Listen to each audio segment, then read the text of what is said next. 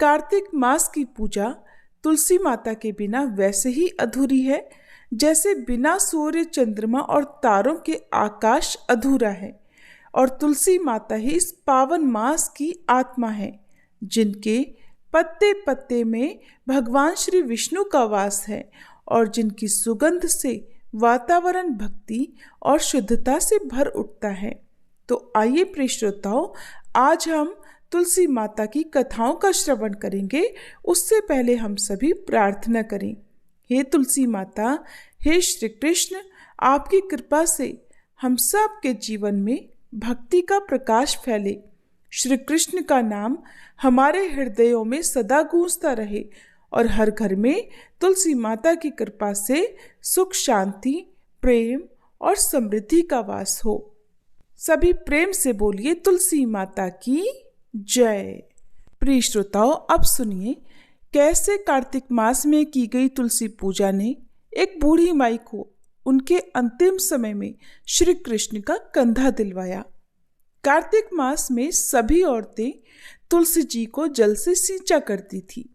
एक बूढ़ी माई भी थी जो कार्तिक माह में तुलसी जी को सींचने जाती थी, और जब वो जाती तो तुलसी माता से कहती, हे तुलसी माता, सत की दाता, मैं तेरा बिरवा सींचती हूँ, मुझे बहू दे, पीले रंग की धोती दे, मीठा ग्रास दे, वैकुंठ में वास दे, अच्छी मौत दे, चंदन का काठ दे, अच्छा राज दे, खाने को दाल भात दे और 11 के दिन कृष्ण का कांधा दे। बूढ़ी माई की यह बात सुनकर तुलसी माता धीरे धीरे सूखने लगी। तुलसी माता को इस प्रकार सूखते देख भगवान ने पूछा, हे तुलसी, तुम दिन प्रतिदिन क्यों सूखती जा रही हो? तब तुलसी माता ने कहा, बस मेरे मन की मत पूछो प्रभु। भगवान कहने लगे, मैं नहीं पूछूंगा तो कौन पूछेगा? तब तुलसी माता कहने लगी, हे कृष्ण, एक बूढ़ी माई आती है और अपनी बात कहकर चली जाती हैं। मैं उसकी सारी बातें तो पूरी कर दूंगी, लेकिन कृष्ण का कांधा कहाँ से लाऊंगी? तब भगवान कृष्ण कहने लगे कि अगर वह मरेगी तो अपने आप ही मैं कांधा देने आ जाऊंगा। तुम बूढ़ी माई से ये बात कह देना। इसके कुछ दिनों के बाद वह बूढ़ी माई मर गई। बूढ़ी माई के मरने पर सारा गांव इकट्ठा हो गया और उनका अंतिम संस्कार आने पर उसे उठाने लगे, लेकिन वह बहुत भारी हो गई, जिससे उनकी अर्थी टस से मस नहीं हुई। सभी बोले, ये तो बहुत संस्कारी थी, बहुत पूजा पाठ करती थी, और ये तो कार्तिक मास में तुलसी जी को भी सींचा करती थी। इसने तो कोई पाप नहीं किया, फिर ये इतनी भारी कैसे हो गई? सभी आपस में चर्चा करने लगे। तभी एक बूढ़े ब्राह्मण के वेश में भगवान कृष्ण वहां आए और कहने लगे, अरे भाइयों, ये भीड़ कैसी है? तब गांव वाले बोले कि एक बूढ़ी माई मर गई है और वह इतनी पापिन थी कि उनकी तो अर्थी उठाए नहीं उठ रही, बहुत भारी हो गई है। पूरा जीवन तो उन्होंने बड़ा पूजा पाठ किया। तब भगवान कहने लगे कि मुझे इनके कान में कुछ कह लेने दो, फिर ये उठ जाएंगी। भगवान बूढ़ी माई के पास गए और उनके कान में कहा, माई, तू अपने मन की कर ले, पीतांबर की धोती ले, मीठा मीठा ग्रास ले, वैकुंठ में वास ले, चटक की चाल ले, चंदन का काठ ले, झालर की झंकार ले, दाल भात को जीवन ले और ले श्री कृष्ण का कांधा भी ले। भगवान की बातें सुनते ही बूढ़ी माई तो तुरंत हल्की हो गई और तब भगवान स्वयं उन्हें अपने कंधे पर लेकर गए और इस प्रकार बूढ़ी माई को मुक्ति मिल गई और वह वैकुंठ लोक को चली गई। हे तुलसी माता, जैसे आपने उन बूढ़ी माई की मुक्ति करी, वैसे ही हम सब की करना। जैसे भगवान ने उन्हें कांधा दिया, वैसा ही हमें भी देना। सभी प्रेम से बोलिए तुलसी माता की जय, श्री कृष्ण भगवान की जय। अब सुनिए तुलसी माता के पूर्व जन्म की कथा। तुलसी माता से जुड़ी एक कथा बहुत प्रचलित है। श्रीमद् देवी भागवत पुराण में भी इनके अवतरण की दिव्य लीला कथा बताई गई है। एक बार भगवान शिव ने अपने तेज को समुद्र में फेंक दिया। उससे एक महा तेजस्वी बालक ने जन्म लिया। ये बालक आगे चलकर जालंधर के नाम से पराक्रमी दैत्य राजा बना और इसकी राजधानी का नाम जालंधर नगरी था। दैत्यराज कालनेमी की कन्या वृंदा का विवाह जालंधर से हुआ। जालंधर महाराक्षस था। अपनी सत्ता के मद में चूर उसने मां लक्ष्मी जी को पाने की कामना से युद्ध किया, परंतु समुद्र से ही उत्पन्न होने के कारण माता लक्ष्मी ने उसे अपने भाई के रूप में स्वीकार किया। तब देवताओं से युद्ध में पराजित होकर जालंधर देवी पार्वती जी को पाने की लालसा से कैलाश पर्वत पर गया। भगवान देवाधिदेव शिव जी का ही रूप धरकर वह माता पार्वती जी के समीप गया, परंतु माता ने अपने योग बल से उसे तुरंत पहचान लिया और वहां से अंतर्ध्यान हो गई। तब देवी पार्वती ने क्रुद्ध होकर सारा वृत्तांत भगवान विष्णु को सुनाया। जालंधर की पत्नी वृंदा अत्यंत पतिव्रता स्त्री थी। उसी के पतिव्रत धर्म की शक्ति से जालंधर न तो मारा जाता था और न ही पराजित होता था। इसलिए जालंधर का नाश करने के लिए वृंदा के पतिव्रत धर्म को भंग करना बहुत जरूरी था। इसी कारण भगवान विष्णु ऋषि का वेश धारण कर वन में जा पहुंचे, जहां वृंदा अकेली भ्रमण कर रही थी। भगवान के साथ 2 मायावी राक्षस भी थे, जिन्हें देखकर वृंदा भयभीत हो गई। ऋषि ने वृंदा के सामने क्षण भर में दोनों को भस्म कर दिया। उनकी शक्ति देखकर वृंदा ने कैलाश पर्वत पर महादेव के साथ युद्ध कर रहे अपने पति जालंधर के विषय में पूछा। तब ऋषि बने भगवान विष्णु ने अपनी माया से 2 वानर प्रकट किए। एक वानर के हाथ में जालंधर का सिर था तथा दूसरे के हाथ में धड़। अपने पति की यह दुर्दशा देखकर वृंदा मूर्छित होकर गिर पड़ी। होश में आने पर उन्होंने ऋषि रूपी भगवान से विनती की कि वह उसके पति को जीवित करें। तब भगवान ने अपनी माया से पुनः जालंधर का सिर धड़ से जोड़ दिया, परंतु स्वयं भी वह उसी शरीर में प्रवेश कर गए।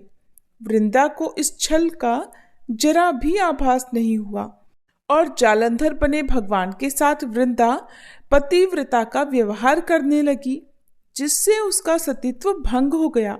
और सतीत्व भंग होते ही उधर कैलाश पर्वत पर महादेव के साथ युद्ध कर रहे जालंधर का वध हो गया। भगवान शिव ने जालंधर का वध कर दिया। और इस सारी लीला का जब वृंदा को पता चला तो उसने क्रुद्ध होकर भगवान विष्णु को शिला होने का श्राप दे डाला और स्वयं सती हो गई। जहां वृंदा भस्म हुई वहां राख पर तुलसी का पौधा उग गया। तब भगवान विष्णु ने वृंदा से कहा, हे वृंदा, तुम अपने सतीत्व के कारण मुझे लक्ष्मी से भी अधिक प्रिय हो गई हो। अब तुम तुलसी के रूप में सदा मेरे साथ रहोगी। जो मनुष्य मेरे शालिग्राम रूप के साथ तुलसी जी का विवाह करेगा उसे इस लोक और परलोक में विपुल यश प्राप्त होगा। जिस घर में तुलसी होती है वहां यम के दूत भी असमय नहीं जा सकते। गंगा और नर्मदा जी के जल में स्नान तथा तुलसी जी का पूजन बराबर माना जाता है। चाहे मनुष्य कितना भी पापी क्यों न हो, मृत्यु के समय जिसके प्राण मंजरी रहित तुलसी और गंगाजल मुख में रखकर निकल जाते हैं, वह पापों से मुक्त होकर वैकुंठ धाम को प्राप्त होता है। जो मनुष्य तुलसी और आंवला की छाया में अपने पितरों का श्राद्ध करता है, उसके पितर भी मोक्ष को प्राप्त हो जाते हैं और अधोगति से मुक्ति हो जाती है। सभी प्रेम से बोलिए पतित पावनी तुलसी मैया की जय। एक बार किसी गांव में किसान रहता था। वह हर दिन मंदिर जाता और तुलसी माता की पूजा किया करता था। वह तुलसी माता से रोज प्रार्थना करता कि हे तुलसी माता, मेरे आनंद करना। तुलसी माता ने एक दिन सोचा कि ये किसान बहुत सीधा साधा है, एक तो गरीब है, फिर भी हर दिन समय निकालकर मेरी पूजा किया करता है। मैं इसके लिए कुछ न कुछ करना चाहती हूँ।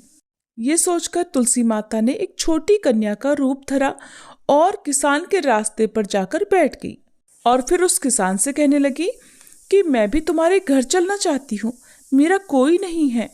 किसान ने सोचा, घर पर तो मेरी 6 बेटियां पहले से ही हैं, अब 7 लड़कियों का मैं पेट कैसे भरूंगा, कैसे उनका पालन पोषण करूंगा और कैसे इनका विवाह कराऊंगा, मेरे पास तो कुछ भी ऐसा नहीं है। ये सोचकर वह किसान बहुत परेशान हो गया। मारे दुख के उसको आजकल कुछ भी अच्छा नहीं लग रहा था, यहाँ तक कि उसको खाना खाने का भी मन नहीं कर रहा था। उसे इस तरह परेशान देखकर उसकी पत्नी बोली, क्या बात है, आजकल बहुत दुखी रहने लगे हो। तब वह किसान बोला, क्या बताऊं, मैं मंदिर जाता हूँ, वहां पर एक छोटी सी कन्या बैठी हुई है और वह रोज कहती है कि मैं भी तुम्हारे घर चलूंगी। अब तुम ही बताओ भला, घर पर तो हमारी 6 बेटियां पहले से ही हैं, अब 7वीं को लाकर मैं कैसे उसका पेट भरूंगा, कैसे गुजारा होगा। किसान की पत्नी बोली, अरे इसमें परेशान होने की इतनी क्या बात है, अगर वह आ रही है तो आने दो, जैसे हमारी ये 6 बेटियां रहती हैं वैसी वो भी रह लेगी। तब किसान बोला, अरे हम उसका विवाह कैसे कराएंगे, कैसे इतने बड़े परिवार का गुजारा होगा। किसान की पत्नी ने उसे समझाते हुए कहा, अरे ये तो कोई भी बात नहीं, कोई मुश्किल ही नहीं, जैसे हम अपनी 6 लड़कियों की शादी करवाएंगे वैसे ही 7वीं की भी करवा देंगे, अपनी 7 लड़कियों का विवाह साथ साथ करवा देंगे। अब किसान को अपनी पत्नी की बात सही लगी, उसका मन थोड़ा हल्का हुआ। अगले दिन जब वह मंदिर गया तो वह कन्या उसे फिर से मंदिर की सीढ़ियों पर बैठी दिखाई दी और फिर से उसने अपनी बात दोहराई कि मैं आपके घर चलूं क्या। अब की बार किसान ने ना तो उससे मना किया, ना ही कोई बहाना बनाया, बल्कि उसका हाथ पकड़कर कहा, हाँ चल बेटी, घर चलो। ऐसा कहकर वह किसान उस छोटी सी कन्या का हाथ पकड़कर अपने घर पर लिवा कर ले आया। अब जब वह घर ले आया तो तुलसी माता, जो कन्या के रूप में उस किसान के घर पर आई थी, उनका तो पैर किसान के घर पर पड़ते ही किसान के तो मानो आनंद ही आनंद छा गया। उसके घर में खुशियां ही खुशियां भर गई और उसकी सारी गरीबी भी दूर हो गई।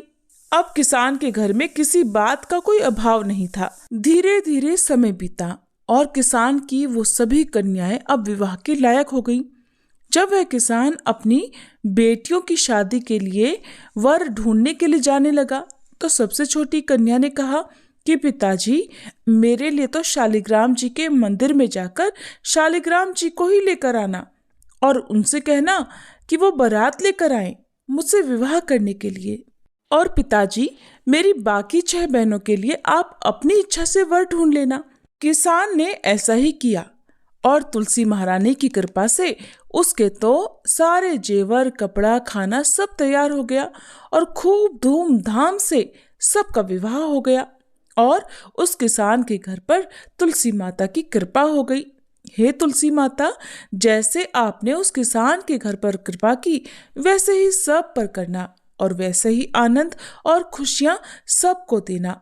कथा को कहते, सुनते और हुंकारा भरते सभी भक्तों के घर पर अपनी कृपा दृष्टि बनाए रखना, सभी के दुख दूर करना। अब सुनिए 12 महीने सुनी जाने वाली तुलसी माता की कहानी। एक बार की बात है, एक गांव में एक बूढ़ी माई अपने बेटे और बहू के साथ रहती थी। बूढ़ी माई का नाम था सुखिया और उनके परिवार में उनका एक पोता और पोती भी थे। सुखिया के परिवार में सभी लोग हंसी खुशी रह रहे थे और उनका समय बड़े आनंद से बीत रहा था, क्योंकि बुढ़िया माई बहुत ही नित्य कर्म वाली थी, बहुत धार्मिक थी और वो हमेशा एकादशी माता का व्रत भी रखा करती थी। हर दिन नियम से तुलसी माता की पूजा करती, तुलसी माता में जल अर्पित करती, दीपक जलाती, आरती करती और परिक्रमा किया करती थी। ऐसे ही बुढ़िया माई के दिन आराम से बीत रहे थे। उनकी जो सखियां थी वो भी उनके पास बैठकर कथा कहानी सुना करती थी और अपना ज्ञान बढ़ाया करती थी। फिर एक बार की बात है, बूढ़ी माई अपनी सखियों के साथ बैठी हुई थी। उनके साथ उनकी हम उम्र उनकी सहेलियां भी बैठी हुई थी, जो कि संख्या में कुल 7-8 थी। वो पूरा समय आपस में बातें कर रही थी। तब उनमें से एक सखी बूढ़ी माई से कहने लगी कि सुखिया, हम सोच रहे हैं क्यों ना हम सब द्वारकाधीश चलें, और द्वारकाधीश की यात्रा करने का तो बड़ा मन हो रहा है। तो उनमें जितनी भी औरतें बैठी हुई थी, जो कि सुखिया यानी बूढ़ी माई की सखी थी, सब कहने लगी, अरे ये तो बड़ी अच्छी बात है, हमें अपने जीवन में द्वारकाधीश के दर्शन तो जरूर करने चाहिए। अब देर किस बात की, चलो हम सब द्वारकाधीश दर्शन करने की तैयारी करते हैं। अब उन सखियों ने उन बूढ़ी माई से भी पूछा कि बताओ बहन, क्या तुम भी चलोगी हमारे साथ द्वारकाधीश? उन सखियों में कुछ कम उम्र की भी थी, जो उन बूढ़ी माई को माई कहकर बुलाया करती थी। बुढ़िया माई का मन तो द्वारकाधीश की यात्रा करने का बहुत था, इसलिए बुढ़िया माई कहने लगी, सखियों, मैं ऐसे तो नहीं बता सकती, पहले मैं अपने बेटे से पूछूंगी और फिर उसके बाद ही मैं आप लोगों को बता सकूंगी। अब बुढ़िया माई अपने घर आ गई। अब उनका जो बेटा था, जो कि नौकरी किया करता था, अब वो सुबह से शाम को नौकरी करने के बाद जब घर आता था, तो उस दिन जब वो घर वापस आया तो बुढ़िया माई के जो पोते पोतियाँ थीं, वो उनके लिए खाना लेकर गए। तो बूढ़ी माई ने उस दिन खाना खाने से इनकार कर दिया। कहने लगी, मैं आज खाना नहीं खाऊंगी, आज मेरा मन नहीं है। उधर जब बूढ़ी माई का बेटा खाना खाने लगा तो उसने अपनी पत्नी से पूछा, क्या माँ जी ने खाना खा लिया? क्योंकि वो हर दिन अपनी पत्नी से जरूर पूछा करता था। तब उसकी पत्नी कहने लगी, देखो जी, आज तो माई ने खाना खाने से इनकार कर दिया और कह रही है कि आज मेरा मन नहीं है। ये सुनते ही बूढ़ी माई का बेटा अपनी माँ के पास गया और जाकर कहने लगा, माँ क्या बात है, आज तुमने भोजन क्यों नहीं किया?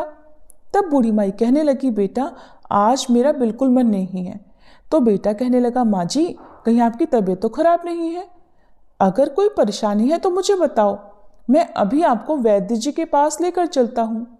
बूढ़ी माई कहने लगी, नहीं बेटा, मुझे कोई परेशानी नहीं है, तुम परेशान मत हो, बस मेरा मन तो द्वारकाधीश जी की यात्रा करने को कर रहा है।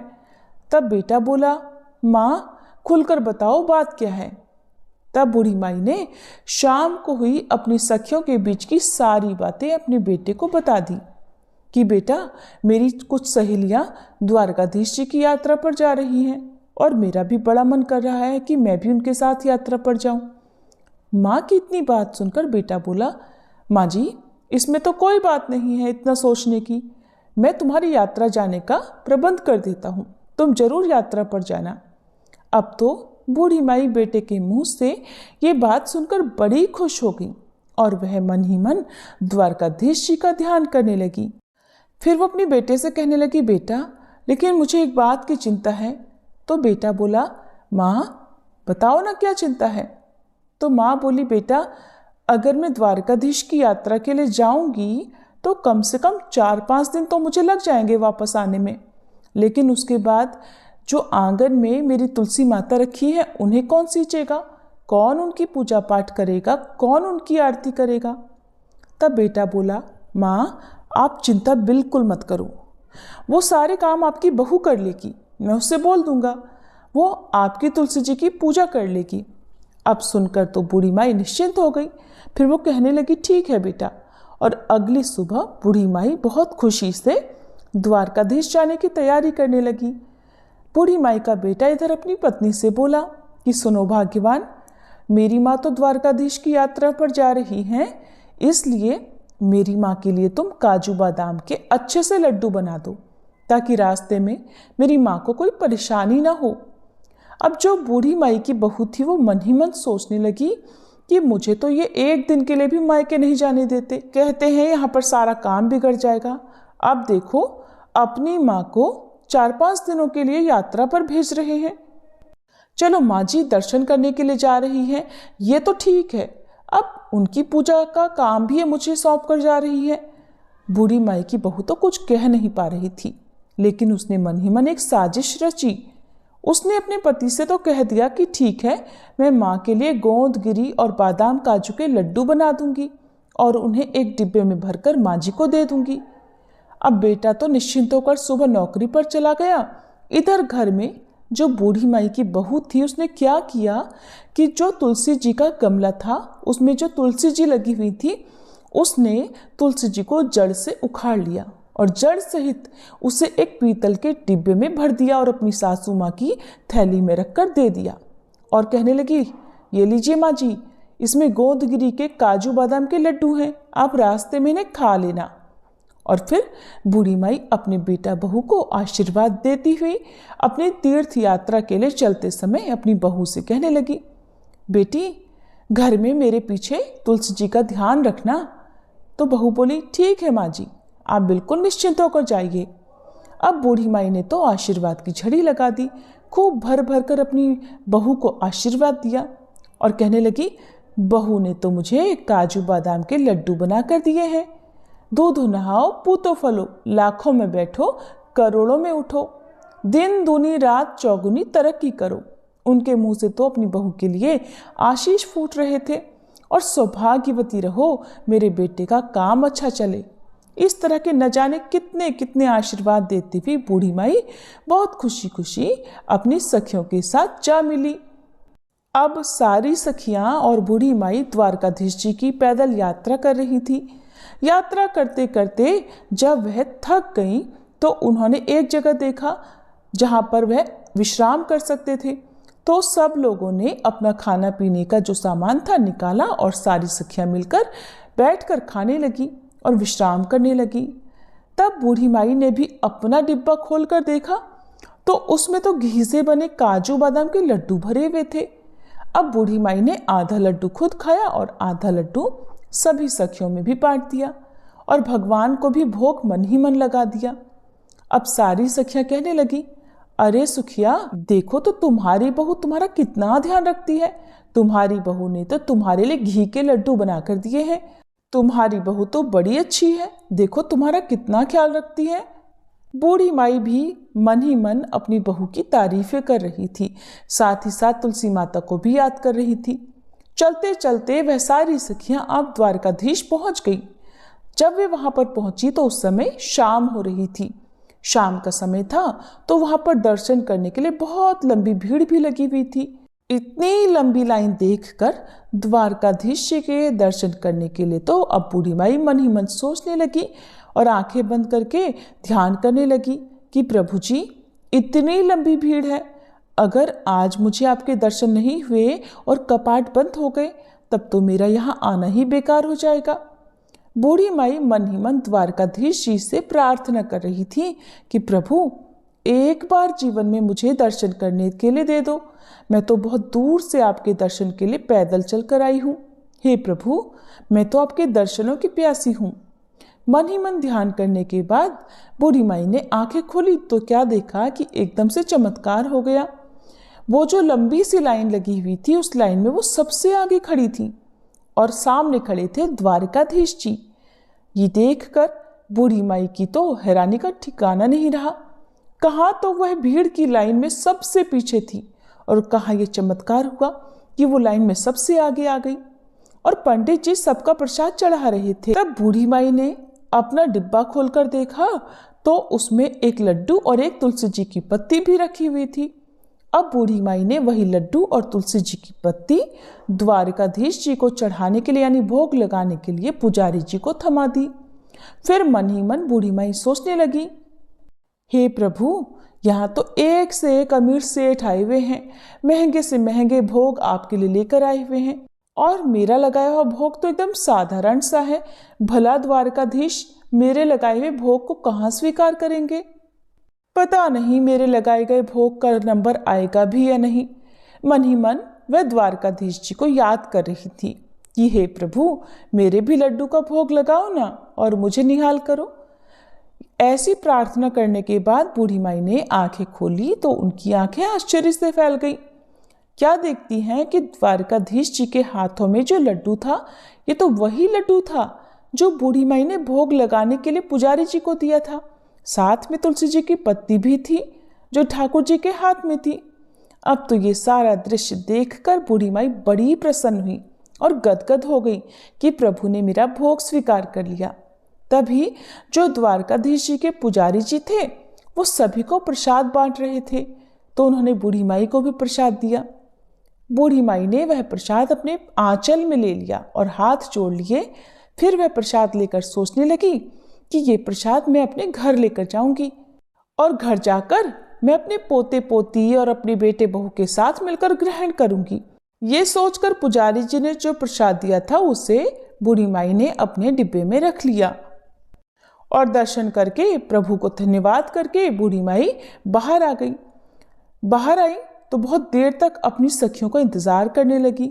बहुत देर के बाद दर्शन करने के बाद जब उनकी सखियां वापस आई तो कहने लगी, अरे बड़ी घबराहट हो रही है, बड़ी भीड़ थी, हमें तो सही से द्वारकाधीश जी के दर्शन भी नहीं हुए, इतनी दूर से चलकर आए हैं, इतनी देर तक लाइन में लगे और अच्छे से दर्शन भी नहीं हुए, इतनी धक्का मुक्की है लेकिन हमें दर्शन ठीक से नहीं हुए। तो कोई कहने लगी, अरे मुझे तो थोड़े थोड़े से दर्शन हुए थे, बहुत भीड़ है।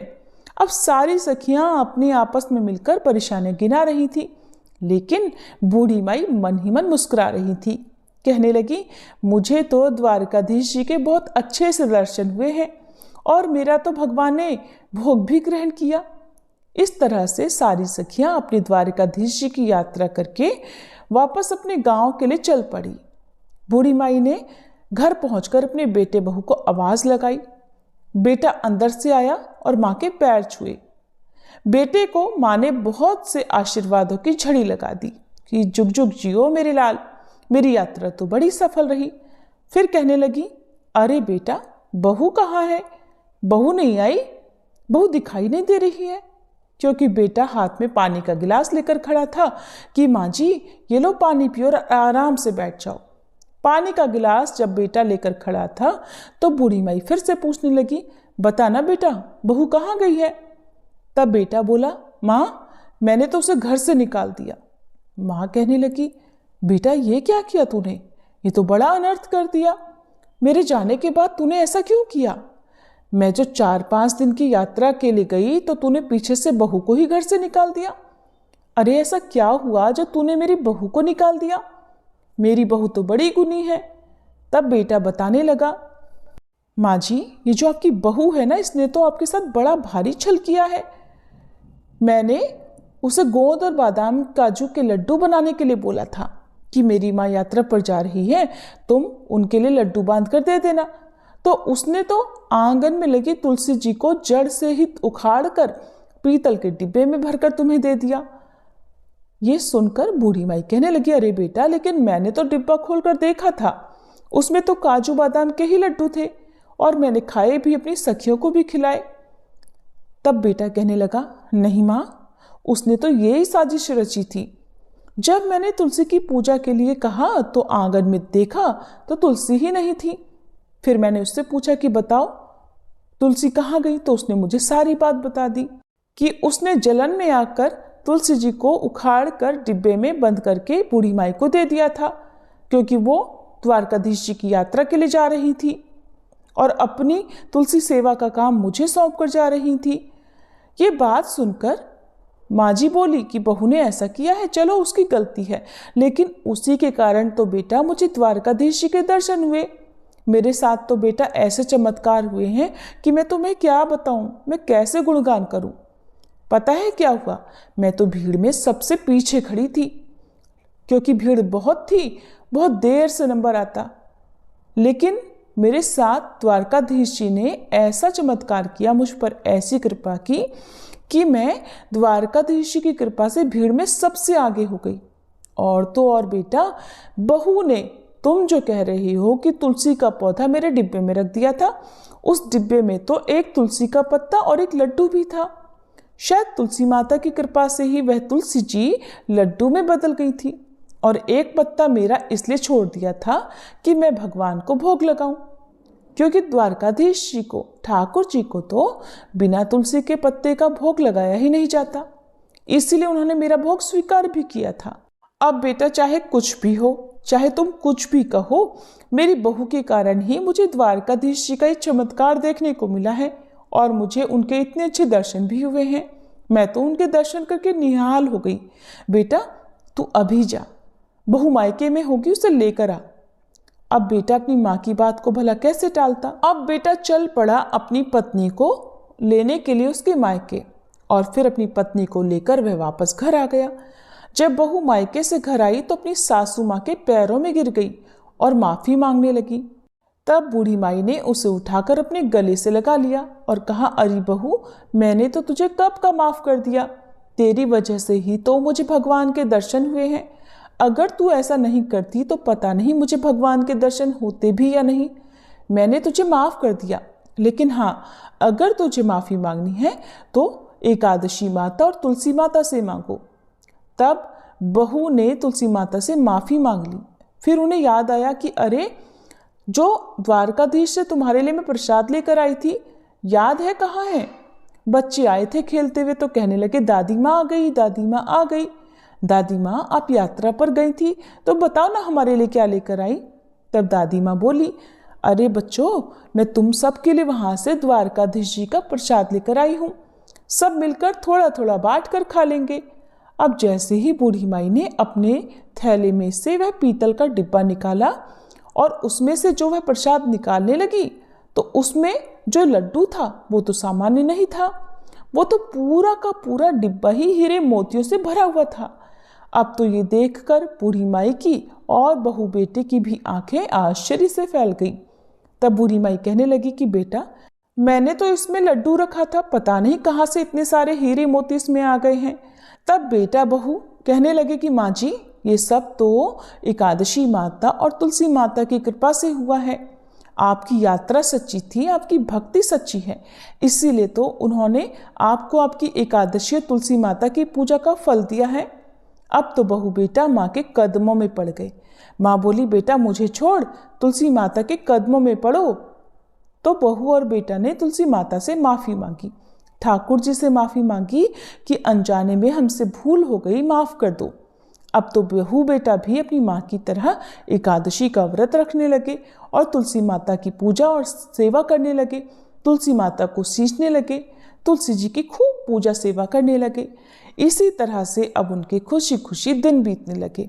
अब तो बूढ़ी माई के पास इतना धन हो गया था कि उसने गांव में बहुत सारे काम कराए, गरीबों की कन्याओं का विवाह करवाया। जैसे भी गांव में किसी गरीब को देखती जिसके बस में बेटी का विवाह करना नहीं था, उसने उसी धन को बेटियों के विवाह में, कुएं बावड़ी बनवाने में और बच्चों के स्कूल अस्पताल बनवाने में खर्च करने लगी। जितना बूढ़ी माई उस धन को लगाती, उतना ही बूढ़ी माई के घर में और अधिक धन बढ़ता जाता। बूढ़ी माई जब तक जीवित रही, उन्होंने तुलसी माँ की कभी भी पूजा नहीं छोड़ी, जीते जी एकादशी व्रत कभी नहीं छोड़े। वो हमेशा सच्चे मन से एकादशी के व्रत रखा करती, तुलसी माता की पूजा सेवा करती। बूढ़ी माई बचपन से ही तुलसी जी की पूजा सेवा करती आई थी और मरने के बाद भी तुलसी माता और एकादशी माता की कृपा से बूढ़ी माई को मोक्ष की प्राप्ति हुई। बेटा बहू के दिन भी अच्छे हो गए, वो भी अपने बहू बेटों के साथ खुशी खुशी थी। उनके बच्चों के विवाह हो गए, उनके साथ वे सब सुखी जीवन बिताने लगे। हे एकादशी माता, हे तुलसी माता, हे ठाकुर जी, हे द्वारकाधीश जी, जैसे आपने बूढ़ी माई पर कृपा की, वैसे ही इस कहानी को जो भी श्रोतागण सुन रहे हैं, उन सब पर भी अपनी कृपा करना। सभी मिलकर प्रेम से बोलिए, तुलसी माता की जय, ठाकुर जी की जय। एक बार एक छोटी सी लड़की थी। जब वह थोड़ी बड़ी हुई तो उसे समझ आने लगी और तब से ही वह तुलसी माता की पूजा किया करने लगी। उसका हर दिन का नियम था कि तुलसी माता का पूजन करने के बाद ही वह भोजन ग्रहण करती। जब वह लड़की विवाह के लायक हुई तो एक दिन उसके माता पिता ने उसके लायक लड़का ढूंढकर उसका विवाह करवा दिया।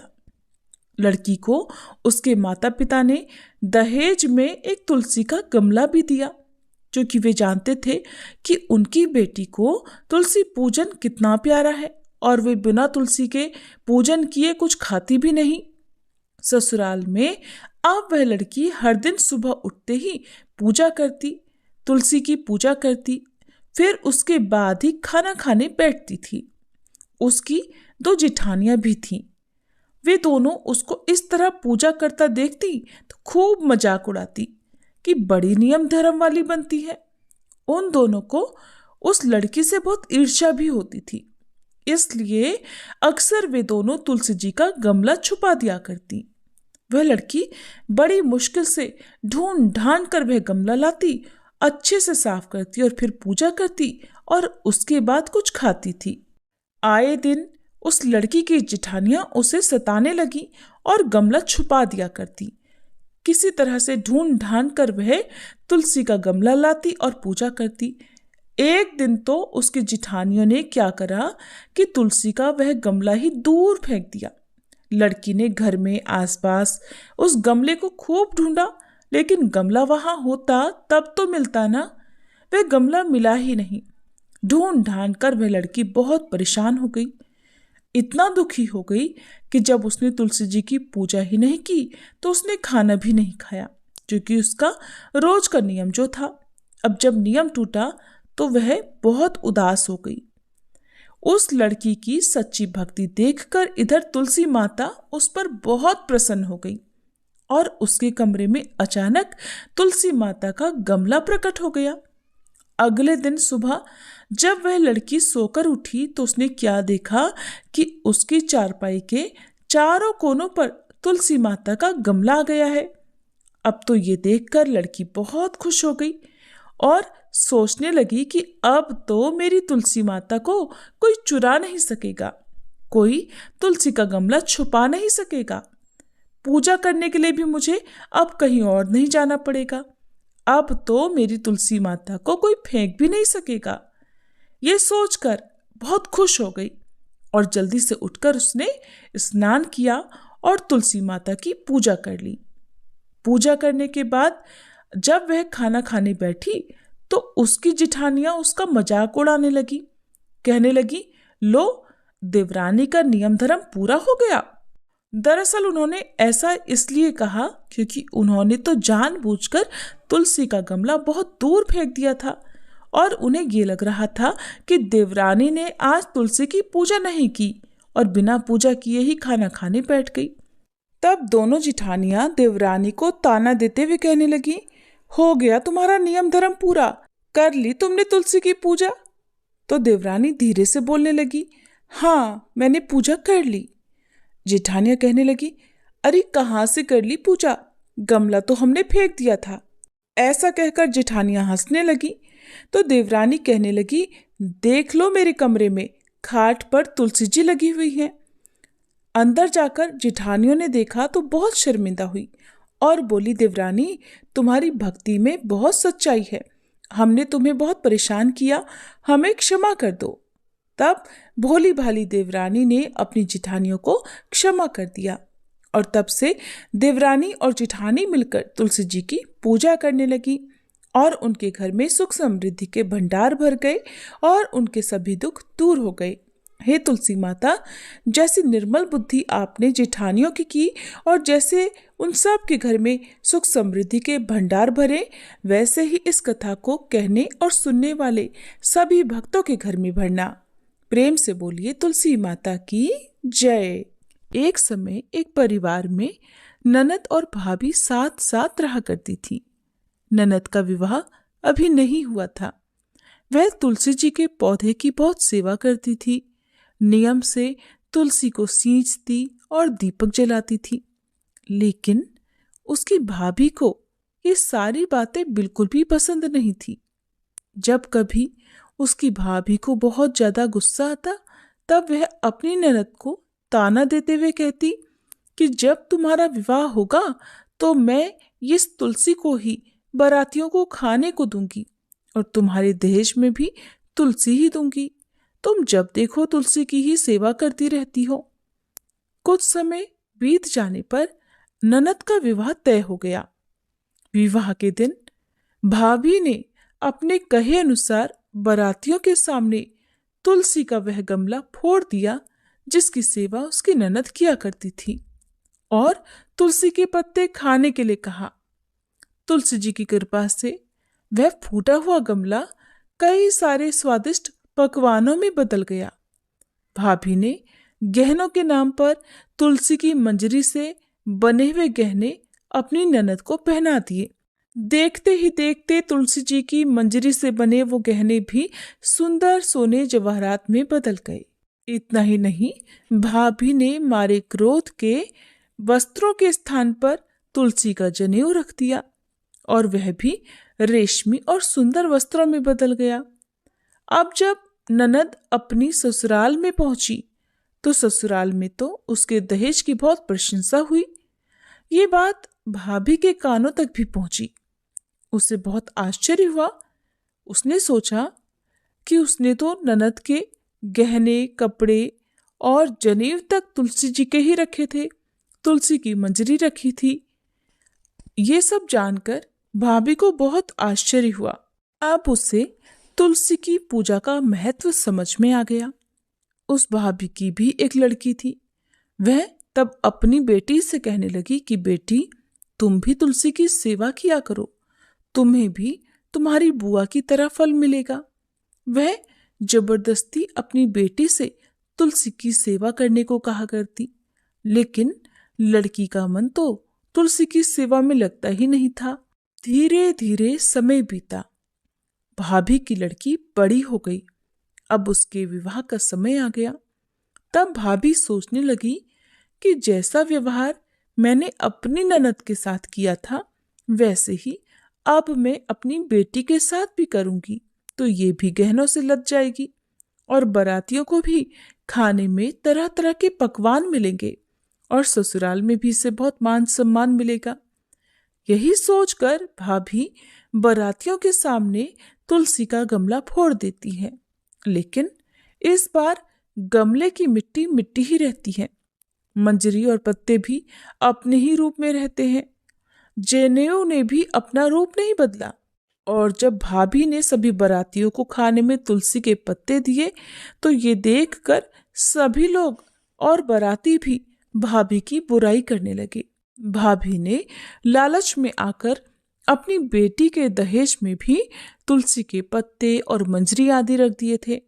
जब बेटी अपनी ससुराल पहुंची तो वहां पर भी उसकी बुराई ही हुई। भाभी गुस्से के मारे कभी भी अपनी ननद को नहीं बुलाती थी। एक दिन भाई ने सोचा कि मेरी पत्नी तो मेरी बहन को बुलाती नहीं है, क्यों ना मैं ही अपनी बहन से मिलकर आऊं। ये सोचकर उसने अपनी पत्नी से कहा और कुछ उपहार अपनी बहन के लिए ले जाने की बात कही। तो भाभी ने थैले में ज्वार भरकर कह दिया कि ये लो और कुछ नहीं है, तुम यही लेकर जाओ। तब भाई बहुत दुखी मन से अपनी बहन के पास चल दिया। रास्ते में वह सोचता रहा कि कोई भाई भला अपनी बहन के घर ज्वार कैसे लेकर जा सकता है। यही सोचकर वह एक गौशाला के पास रुक गया और ज्वार का वह थैला उसने एक गाय के सामने पलट दिया। तभी एक ग्वाले ने ये सब देख लिया। तब ग्वाले ने आकर भाई से कहा कि अरे, आप गाय के सामने ये हीरे मोती और सोना क्यों डाल रहे हो? इसे तो घास डालनी होती है। तब भाई ने देखा तो वह हैरान रह गया। फिर भाई ने ग्वाले को सारी बात बताई और धन लेकर खुशी खुशी अपनी बहन के घर चल दिया।